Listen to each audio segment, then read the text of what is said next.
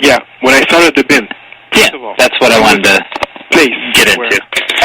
Give us the origins. Bin. I just wanted to put my stuff that I was going to sell on eBay, put it on a website. Now, how old were you? Oh, that was 6 years ago, so wait, I'm 34 right now. I was 28, I guess. Okay. You had a job and... Yeah. Actually, I had just started Toon Doctor, the animation studio. Okay, which is your studio. And then, you had a full-time job and everything. You were, a mild-mannered comic book collector. Well, I wouldn't say mild-mannered by now. You probably... you can't see me any better than your visitors can see me. But you probably imagine I'm not mild-mannered. Okay. My hands are flying all over the place right now.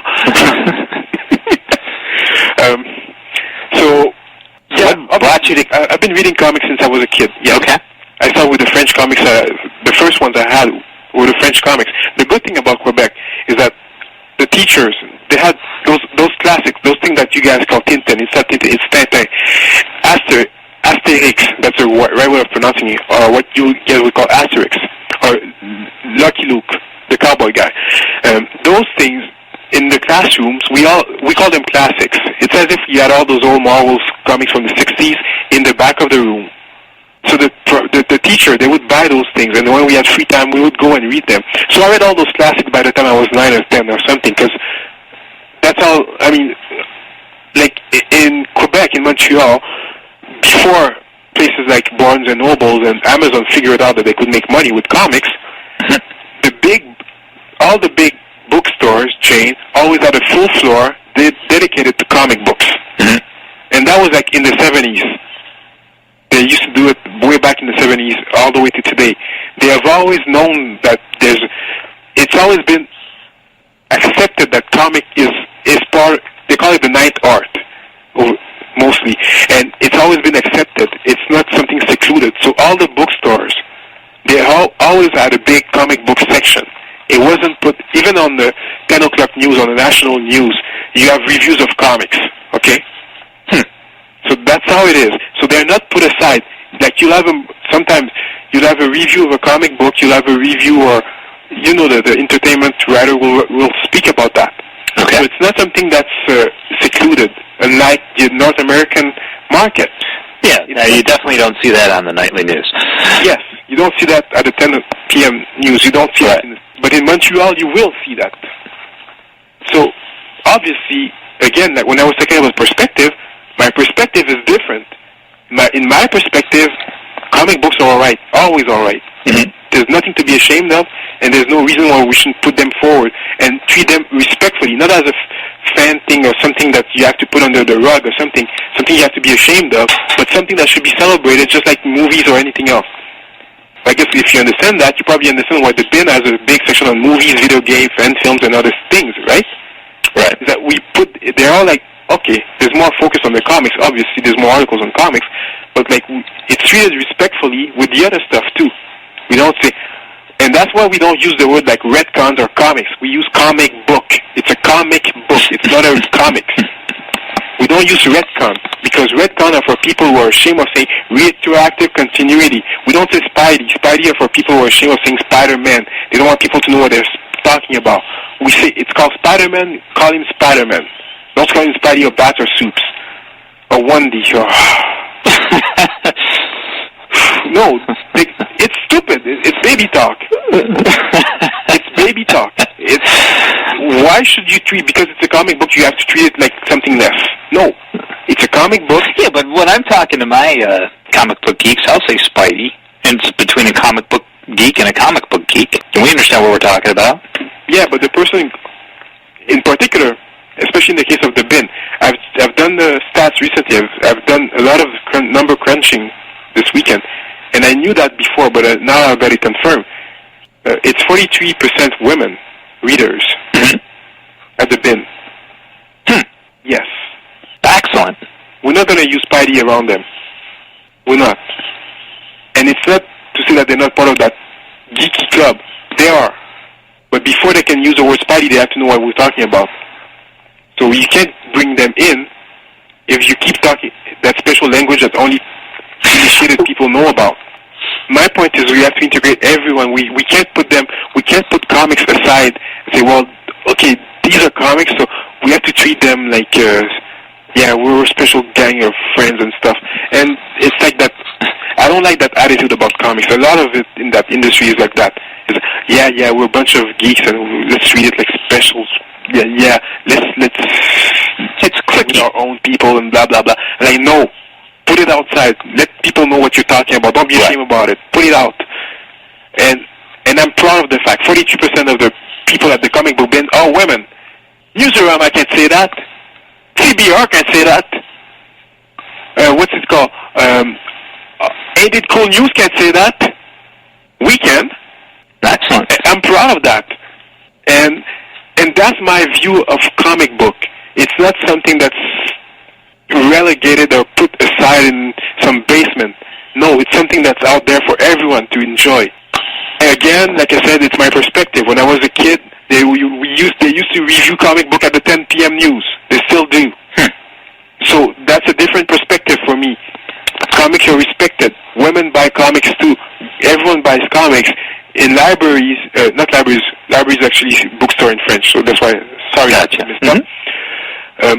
In bookstores, in Montreal, now they're changing that all over North America, I hear, which is good. It's about time they did it.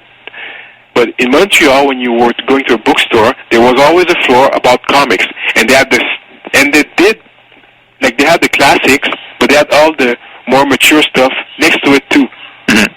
They put it in a way that, like, okay, we know that a lot of parents want to buy Pepe. Okay, here it is.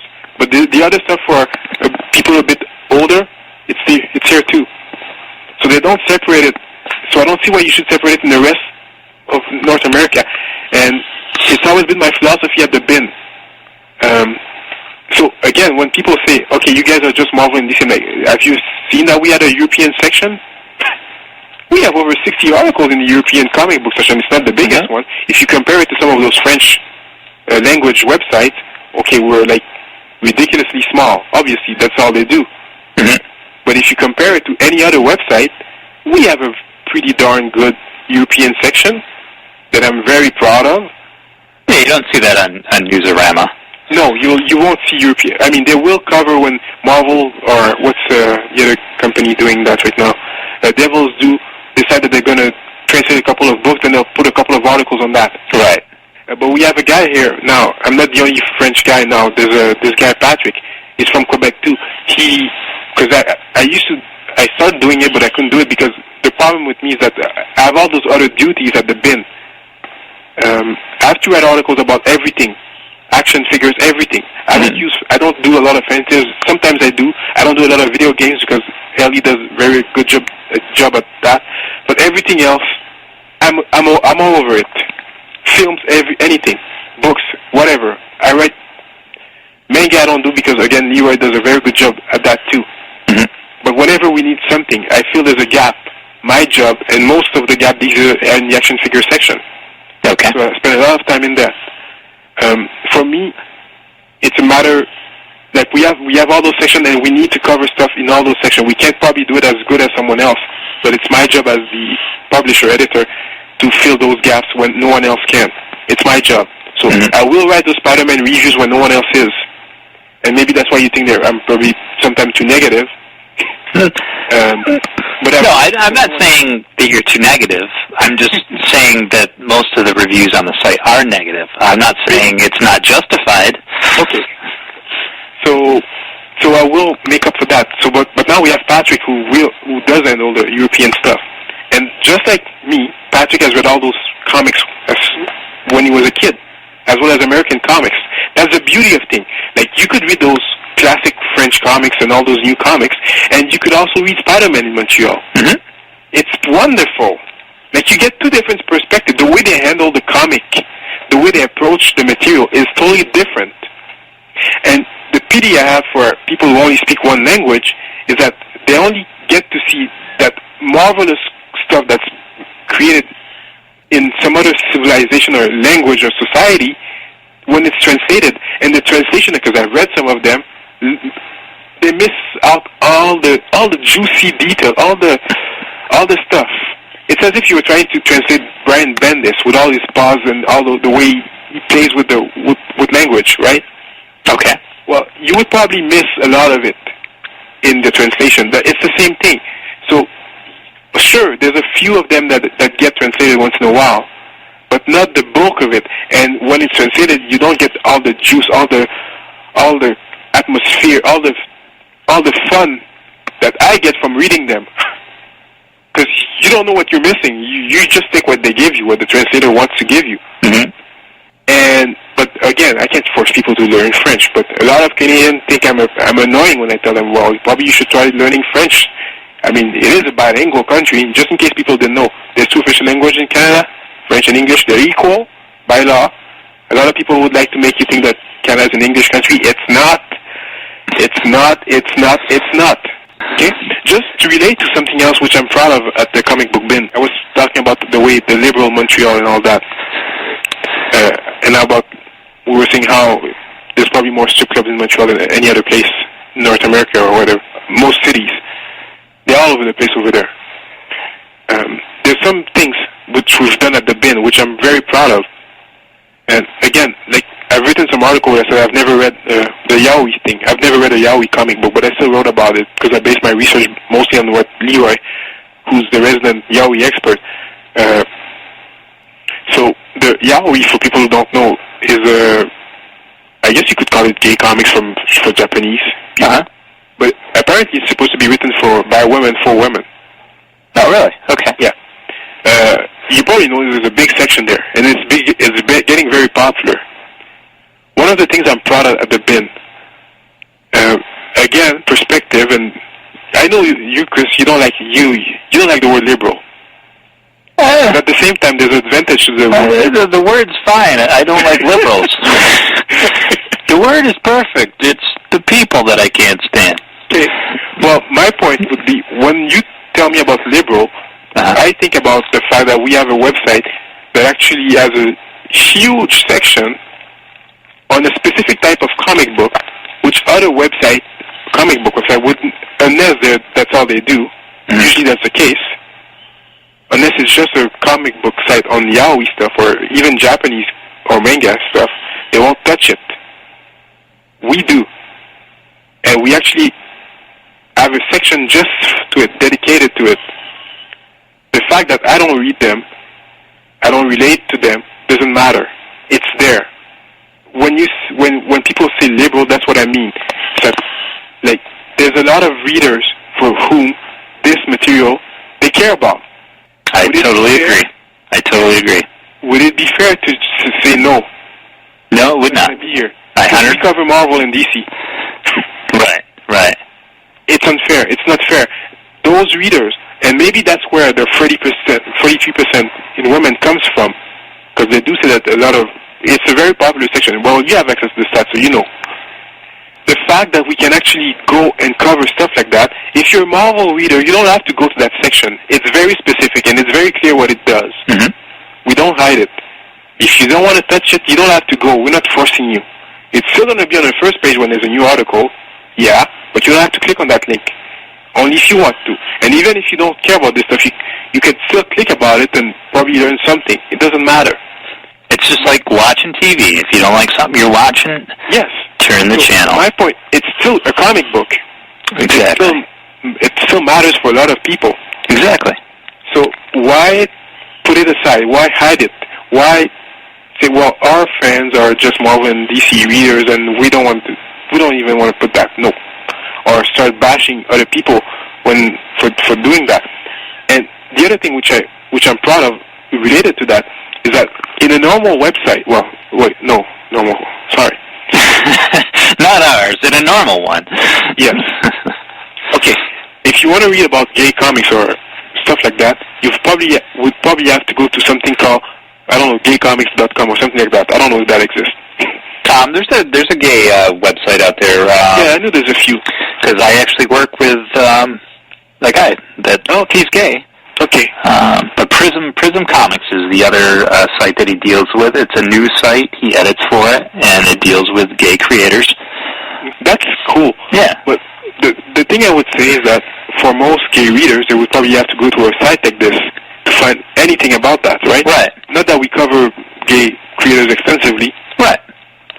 But just so people know, this is an exclusive bit of news. We're actually trying to create a gay comic section at the comic book bin, because my point is that not that the people at Prism and other sites are not doing their work. They are, and what they do is valuable. But at the same time, it's a sad state that if you're a gay reader, you have to go to a gay site to find out about gay comics. Right. In my ideal world, and it's going to become like that very soon, like I said, we have 43% of the readers at the comic book bin are women. I want those gay readers to find a place that's, okay, we're probably not normal, but still, kind of. We do Marvel and DC a lot. Right. A place where they can find other stuff, and also the stuff that they care about the most. Well, not the most, I don't know if they care the most, but stuff that they care about a lot. They can always find very specific stuff about gay comics on other sites like Prism, probably, but we still can add to the picture and add to the discussion stuff that they will also care about. And I believe in that. And again, like I said, everything we do at the bin, and that's why, like, when the guys from DC wanted to cancel the fans, they wanted us to cancel the fans, I'm like, no, it's staying the way it is. We're not touching it. We're not taking it away. Anyway, the genie is out of the bottle anyway. Yeah, and what is DC doing now? I'm not sure if you're aware or not, but they're pretty much embracing the fan film now. They're doing pretty much what Lucas did. Initially, Lucas... Oh, yeah? Yep. Lucas, or Lucasfilm, not necessarily Lucas or the lawyers or the entity that is Lucas. I remember in years... Yeah, he was against it. He took Dark Redemption offline, which was a pretty popular, straightforward fan film in the late 90s, probably 99. And then he went with Atom Films, if I'm not mistaken. Yeah. Then he did the competition, which was solely supposed to be parody films. And then in 2007, they allowed serious drama-type films into the competition. And it looks like Warner Brothers / DC Comics / whatever you want to call them is following suit. And the only idiots... Choice. Yeah, pretty much. It ain't going away. The technology is growing. They have no choice. They can't get back in the bottle. Nope. So, at the same time, all those guys, those other sites, who probably listened to DC and didn't touch fan film at all, like, the work that you did, I didn't do that work, you did. Like, I call it a TV channel, because you do take the time to actually look at what's good. And you don't even have to go on YouTube anymore to look for all this stuff. Yeah, I try to 450 articles that you already did. I try to get through all the crap and at least post what I think, is good. Well, what I think most people will think is good. Well, again, that's the philosophy which I like about the bin. Like, all this stuff can be there. And I know, and you probably saw the stats. The stats say that people like the fan film. Mm-hmm. It took a while for it to take off because people probably didn't know we're very, even though it's been there for a while, but people didn't know that we're serious about it. Maybe that's a reason. Right. But now it's taking off. I don't know if we should say that in public, but the numbers are probably better than the video game section. Why not? Okay, I just said. That's incredible. Cool. It's incredible. If I was a marketing person listening to this, I would say, whoa, yeah. Did this guy just say that on his website the fan film section has more hits than the video game section? Whoa, there's something there. You can't take it away. Yeah, it's only going to grow. It's only going to grow. Yeah. And it's giving, again, when I said about those you have to respect your fans, those guys are your fans because they take the time to create something. Okay, if you're a lawyer, you're going to see those guys are swiping my trademarks and blah, blah, blah, blah, blah. They're devaluating our property, blah, blah, blah, crap like that. Right. But if you take it the other way, it's like those guys are so dedicated. They love the stuff that we proposed to them initially so much that they went out and dedicated part of their life and time to do something similar in the same vein and try to do it as good as possible as the original. Right, exactly. That's the way you should look at it. You shouldn't look at it negatively. It's only going to help you grow. It's not going to hurt you. It's their passion. They don't want to make money with it, most of them. Well, none of them should make any money at it, obviously. No, they shouldn't make any money. Right. And that's fair. And at the same time, it's a good way for a lot of the next generation of creators, because that's, when you think about it, that's the way the comic book fanzine or whatever industry grew. Those fans who grew a little bit older started making little magazines, cheap rags about comics, right? Perfect point. And then they became fans. Perfect point. Not fans, but editors and critics. And finally, they were recruited inside the formal industry, where they became like the next generation of creators. Right. Why shouldn't it be the same for fan films? Because the technology is different? Right. Well, it's like anything new. I mean, the big idiots, and I'm not talking about the creators, the people that pull the money strings, the lawyers, the people that are in their tiny little box, don't think outside of the box. And all the creators that, put their passion into it, and the creators that actually play in the sandbox, who actually get to write Batman, all understand. It's all a piece of the puzzle, and it's just going to get bigger and bigger. That puzzle's going to grow. And it's free publicity anyway. Yeah, exactly. How can you shut that out? As long as people aren't they're not making money, bastardizing your license, exactly.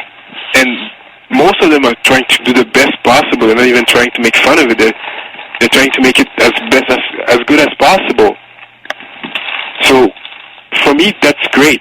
Right. And again, I guess I'm glad in hindsight that I didn't say, okay, DC, we'll remove the fan film section.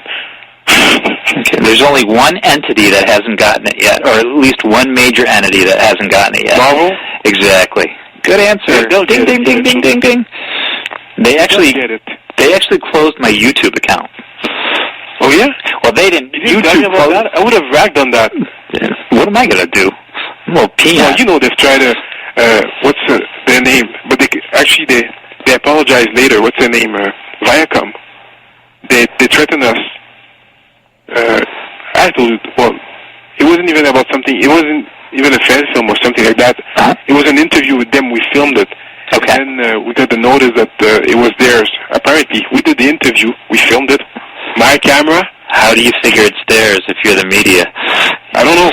They figured it was theirs, so they took it out. They said it was a copyright infringement and that the film was there. I'm like, okay, well, you don't have the original. I do. And it was my camera, my tape, my everything. My computer edited it.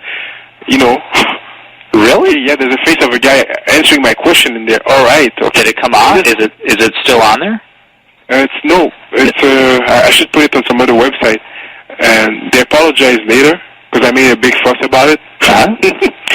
And they said, yeah, it was YouTube because, Viacom has a fight against YouTube. So they said they blamed it on YouTube. I don't know. Oh, no, I don't know anything about that. But all I know is I got a cease and desist from YouTube, from Marvel, and YouTube canceled my account because I think some, Marvel lawyer with nothing better else to do but bitch and moan about it. Eventually they'll get it. Yeah, hopefully. They'll get it because it's stupid. You can't.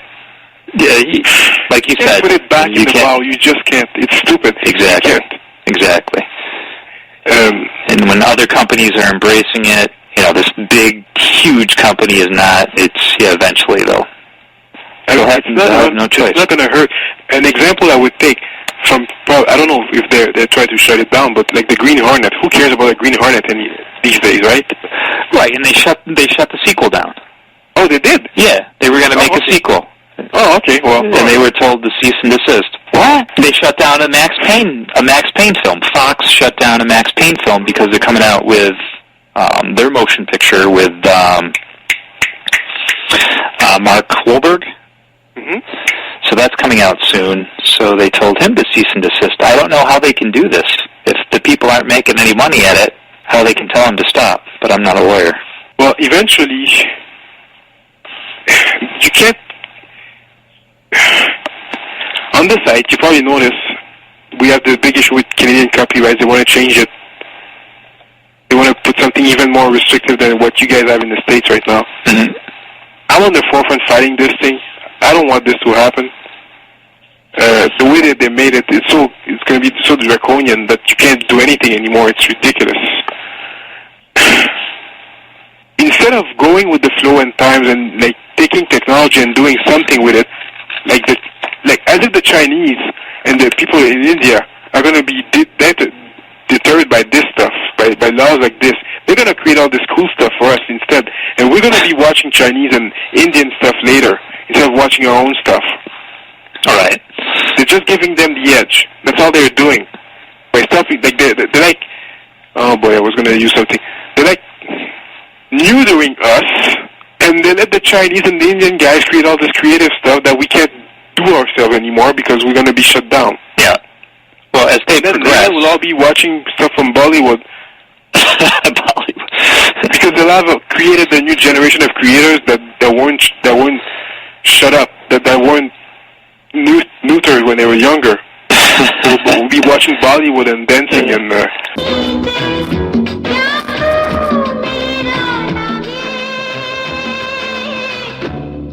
Bollywood is coming to America soon, okay? Bollywood. It is. You don't make fun of it. We may look at it and think, oh, that's cheesy. But there's 1 billion of them over there, and I shouldn't even say them, of amateurs or whatever you want to call them, fans, enthusiasts that love this stuff. There's 1 billion of them, okay? Somehow, somewhere, it's gonna end up here. It will. You know, remember when I said about that webcomics were the next thing? Bollywood's the next thing, okay? It's gonna come, and it's okay. I mean, it's gonna change us too, and it's cool. Again, different perspective, different culture. They're gonna bring new ideas, and it's gonna change us. It's gonna come, and we're gonna be watching them too. We may not like them, we may find them cheesy, but we're gonna be watching them eventually, I guess. And you can't fight that. So if they keep neutering us here, we're just not going to have any choice. We're going to have to watch Bollywood stuff. That's all. Because they'll have neutered all the creators here, too, because it's not that those guys over there are more creative than us. It's just that they're not, no one's neutering them. They get to test all those crazy ideas, and all that mix, all the good stuff rise up eventually. Well, the market will dictate. Yeah. What will make money and what won't. Exactly.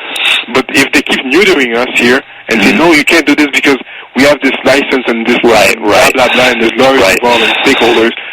My point, creators, filmmakers, they need, if they're going to make their first movies about Spider-Man, let them do it about Spider-Man. Right. First of all, they're not going to make money anyway, and the other thing, they make the economy work because they have to buy film stock, they have to buy costume, they have to pay for stuff.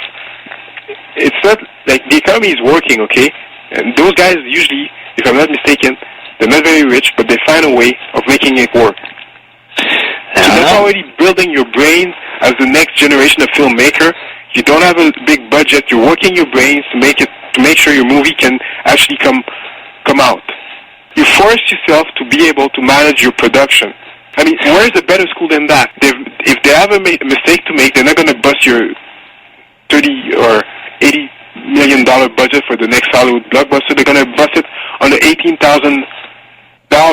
project. Right. If they have to bust something. And they're going to learn from that mistake. If they bust the budget there, they're going to learn to be careful the next time they make a movie that's probably like $1 million budget instead.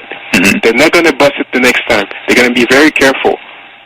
Okay, the fact that they put Spider-Man in it, you might say, well, they could be making movies about people in love or whatever other topic. Why do they have to take Spider-Man? Well, maybe because maybe if they put Spider-Man, they have to develop things like special effects and tricks and all those things. They have to develop those skills anyway, right? Mm-hmm. They're going to be used in Hollywood, those skills. Why not let them? When you look at it, like on a long-term basis, everyone actually benefits from all those creators. It's a benefit. It's not. They're not hurting you. First of all, they're not making money. They're developing their skills to be the next generation of filmmaker. Right. They're entertaining people at the same time, which is the main thing. Entertaining people is always good. It's never bad. If they were smart, they would say, okay, well, you've made that film for Spider-Man. Let's put some advertising for the real Spider-Man DVD, and we'll put as bloopers all those fan films that you guys made at the end. People would buy those Spider-Man, the official Spider-Man DVD, even more. Sure, absolutely. But then, no, they're dumbass, anything smart. Right. Because they're afraid of stupid trademark. Yeah, for people that in some cases they're doing a better job than the actual license owners. Now, I understand. It's frustrating. Yeah, well. It's frustrating because the only word I can say is neutering people. That's all. Mm-hmm. And it doesn't make sense. You don't neuter people. You don't neuter your next generation of creator. You don't do this. Because if you don't experiment, if guys don't experiment, don't create things, where are the good ideas going to go for the next movie that's finally going to touch people and people are going to get off their ass and go to the theater and watch that movie? Mm-hmm. What's the... Oh, boy. It's painful. I don't know what else to say about this. But, again, to bring closure to everything, that would be the perspective of the comic book bin. Well, let's get to the end of this thing here. Sure. What do you see as far as where do you want to go with the bin? Where do you see it from today, from this conversation on? And what do you want to do with it, and where do you see it going? I always tell people I want it to be the next Boing or whatever, the next big site. I look even beyond Newsarama or CBR. I want it to be a major destination for people, but with the same ideals. I like the independence that we have. That, yeah, okay, we do post a lot of press release about Marvel and DC stuff, yeah, mm-hmm. But they're signed the editor. But when it's time to crap on someone and call bullshit, sorry, like IDW or Marvel, when it's time to trash Secret Invasion, we will do it, even if Marvel's not going to like us. Actually, I put an article today about the Marvel's privacy policies, which they refused the interview. They're not very clear about what they do with all the data. When you go to Marvel.com, that worries me because they sell a lot of service on Marvel.com right now. You get the digital subscription. I would like to use the digital subscription services instead of buying real comics. Again, to round up everything, I believe webcomics are the future. In 5 years, we'll be reading everything we do on something like a Kindle or a modified iPhone or something like that. That's how comics will be. And we'll be buying the paperbacks later after it's all finished. So that's what I believe for the future. And I want the comic book bin to be there to chronicle all of that stuff. That's our job, to chronicle those changes and also to spearhead them. Because when I went to San Diego, I asked all the publishers I spoke to, I asked them, what's your plan for the future for webcomics? Have you thought of this? And I've actually said, I told them, as a reader, I want you to do this in the webcomics that you do for me in the future. I don't want that crap that no one cares about. I want to see Spider-Man in a webcomic. And I want you guys to put lots of advertising around it so I don't have to pay for it. Mm-hmm. And that's what I told them. And for a lot of them, I guess I was going, crazy French guy. But crazy French guy, but crazy French guy probably gets something you don't get or something. You have to do it. You can't put it back. And I'm not even a genius about these things. It doesn't take a genius to look at where things are going and say, well, it's going to go there. So all those people, if you're one of those guys, I'm talking to your visitors here, who think that, no, I cannot read comics online. Yeah, right. In 10 years, you'll be reading those comics online. You'll be welcoming them. Mark my words. Yeah, look at, not that I advocate it, but look at torrents. You can get every single comic book from DC and Marvel that's come out. You can go to torrents and download them and read them. Actually, on that point, yes, I'm an angel. I am an angel. Negative. I don't go there. That's why the reviews at the bin are always late, because I actually go buy those books. So the reviews are made from the actual thing. And I can actually claim that I've got all those books and I bought them. So no, I don't support piracy. I know it exists. Again, it's something that if the business model made sense, I think Marvel Digital was a good way of dealing with that. But the fact that they don't want to, because if you put it out there before the people who are going to do piracy put it, part of the thrill for the pirate, I believe, I'm not sure, might be the thrill of being the first guy to put it out. Because scanning 30 pages of a comic book is kind of depressing. Yeah. Crazy, yeah. I mean, the music doesn't take take as much time as ripping a comic book. You have to have a lot of time on you. Yeah, but it's out there. Yes, it's out there. It's not. Why is someone doing it's painful. It's painful to produce. Very painful. If Marvel can put it there and put enough advertising around it, that they make it work, that they make their own money doing it, and that the fans don't have to go grab those cans anymore, and that they can make a business model of that, and everyone's happy, that's great. The problem I have with Marvel is that they won't tell us exactly what to do with all the data when you register there. And I have a problem with that. You have to respect people's privacy. You have to be very careful about the information that you grab from people. It's not your information, it's their information. Again, the perspective that you serve the people and not the other way around. They don't serve you. The information you grab from the user is not yours. It's their information that they gave you a license to use their information because you providing them a service. You don't have the right to go and sell that to everyone else. Marvel Digital has something that, if I'm not mistaken, links in with Facebook. Facebook is undergoing a privacy investigation in Canada because they broke some privacy. Some people say that they have broken some privacy laws. It's a big issue. Yeah, people are gonna. It's only Canada. It's not the U.S. It doesn't matter if they serve stuff to Canadians. They have to kind of abide by the Canadian laws. Right. Well, I think in all fairness, it probably isn't really Marvel. It's probably whatever service or company they've used.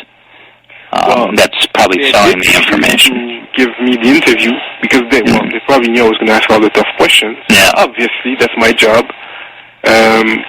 But someone has to ask. No one is asking those questions right now in the comic book world. Newsarama is not asking those questions. Why?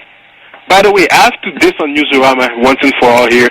Whenever we write something good at the comic book, then 2 weeks later you'll see a stupid panel doing the same article we did, except they'll ask 10 people about their opinion instead of having one writer write his opinion. Yeah.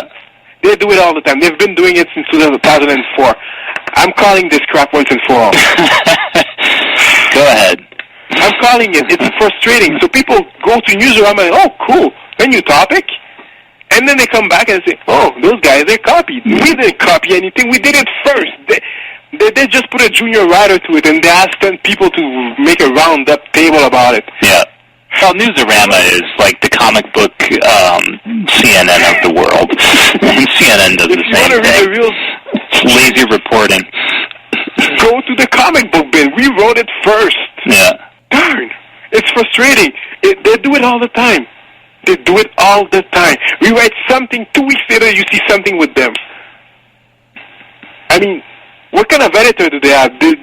That editor doesn't have enough brain to figure out what he should be covering. He has to go to other people's website and copy their ideas. Oh boy. Don't blow up like that. I'm almost worse. That's me being almost mad. If people don't know the difference, I'm almost mad because here it's something that attacks our inner self, inner being. Someone else doesn't have a clue and keeps ripping us. He's not ripping the article per se, but the spirit of it. He rips it off. He's not plagiarizing. No, he's not doing that. Right. He's going around, probably does it to other people too, look at what's being discussed and say, okay, you junior writer, write a roundup. Ask 10 questions to 10 people over there and let them write your article for you, and all you have to do is put the introduction and conclusion and bang, instant article. That's morally unacceptable because we do the research. We do the actual research. We actually write it. We put our, and the other thing, we actually put our own opinions in there. We don't put other people's opinion. We put our own. So we actually back up what we actually wrote in there. Oh boy. If I go any longer on that specific topic, I will flame up. Might start swearing in French. Yes. Un salaud, un connard, un trou de cul, un enculé. And that's things that pisses me off. That someone doesn't have enough brain to do a decent job. And they keep winning stupid Eisners every year. Yeah. Who's doing real work here? Who's actually serving the people? Who's actually warning them about there might be a problem with Marvel's Digital Comics Unlimited because of their privacy policy? Who's actually doing that work? Mm-hmm. Well, no, they're not going to go against Marvel. They're getting, the free comic books and the interviews, and oh, by the way, I don't care if they put me on the blacklist. I mean, they can't put us on the blacklist, but it doesn't matter. I mean, just like the French film, the truth usually comes out for everything. So if we really need to interview someone, eventually, what I keep saying, and I like saying that, eventually those guys that diss us right now, they'll come to us later. Eventually they'll beg us to say, please interview us, or something like that. Mm-hmm. And of course we're going to interview them. We're not going to act like assholes. We're not assholes. We will do it. But a lot of people are dissing us right now. It's just a comic book bin. It doesn't matter. Blah, blah, blah, blah. Doesn't matter. Eventually, they'll come back. They'll come around, and they realize, because we have real integrity. Mm-hmm. So all those people reading Newsarama, they shouldn't be reading Newsarama. They should be reading the comic book bin, because there's actually integrity at what we do. When I put a 0 at Secret Invasion 5, I mean it. And I'm not afraid of pissing off Marvel and being cut off Marvel. They can cut me off if they want. It doesn't matter. I can still buy those books, because I actually pay for those books myself. So I have a right to say it's crappy. I didn't get the book for free. Yeah, I didn't. Yeah, like that I don't like Newsarama, and we're slamming the big guy. I mean, there's other sites that are guilty of the same thing. It's okay. But it's a love fest between them and DC and Marvel, and that's why I can't stand going there. Because it tells me nothing. It's like CNN. It tells me nothing. Well, eventually, I guess people will get smart or realize that maybe they need to go somewhere else and get a different perspective, and that's where we come in. We have a different perspective. We don't say, I mean, when it's time to give 0 to Secret Invasion 5, even though everyone on the web said it was the greatest thing ever, we gave it a 0 out of 10. All right, well, let's wrap it up. You kept me up very late. Oh, yeah. I'm sorry for that. How rude. I'd like to thank you, Chris. Absolutely. Thank you. For the interview. Very much. For the over-the-top interview, too. I know probably people are, he's screaming! I believe in what I said, and thank you for inviting me, for giving me an opportunity to let some steam off. I guess the bin, if people have to remember something, the bin is about debate, solid debate about issues, a lot of stuff that matters. Action figure matters to us, books, fan films, of course, video games, film, obviously, comics, a bunch of interviews. That's what we do at the bin. We've been at it since 2002. People always say, well, you guys are new. No, we've been at it since 2002. And when you look at the logo, we had a debate about the logo. Oh, yeah. Just so people know, it is a guy crapping in a box of... okay? Yeah. And the logo's the slogan is actually filling you in since 2002. Draw from it whatever you want. I believe in that logo because I read my comic on the crapper, like all of you. You won't admit it, but I will admit it. That's why I read my comics most of the time. It's the best place to read comics. And I'm not saying that comics are equal crap. No. It's comfortable to read it there. Right. I know women don't read on the crapper, but guys usually do. That's what I hear. A lot of guys read on the crapper, and that's what it is. So if people don't get the logo by now, and if they're offended, I don't care. This is our logo. And we actually, I had, just so people know, a lot of designers work on proposal for that logo. All were about the guy crapping on the box. Alright, so I've seen a lot of people crapping on box of comics. That's why I chose that particular model, exactly. And I'm darn proud of it. That's what the bin is about. We're in your face. If you don't like it, we're in your face. But at the same time, we're respectful. So, it's a guy crapping, but you can't quite make out that he's crapping. And you don't see anything. You don't see any crap, okay? You don't actually see the crap. You don't actually see the crap. I guess that's a good statement of what that's a good ending. Not actually see it. Right. Well, we'll have to talk again. What's the last time we talked? Probably over a year ago, I think. Yeah, probably. Yeah. Well, we'll have I wasn't excited, I guess. What's that? I wasn't that excited the last time. I guess I was more nicer. Oh, well. I don't think we knew each other as well, I guess. I've talked maybe not twice before, I think. But it's fun because now you know where. I guess you get my character now or something. Yeah, you're a nut. You're crazy. All right. All right, Harvey. Okay. All right. I'll talk to you later. Bye. Peace out.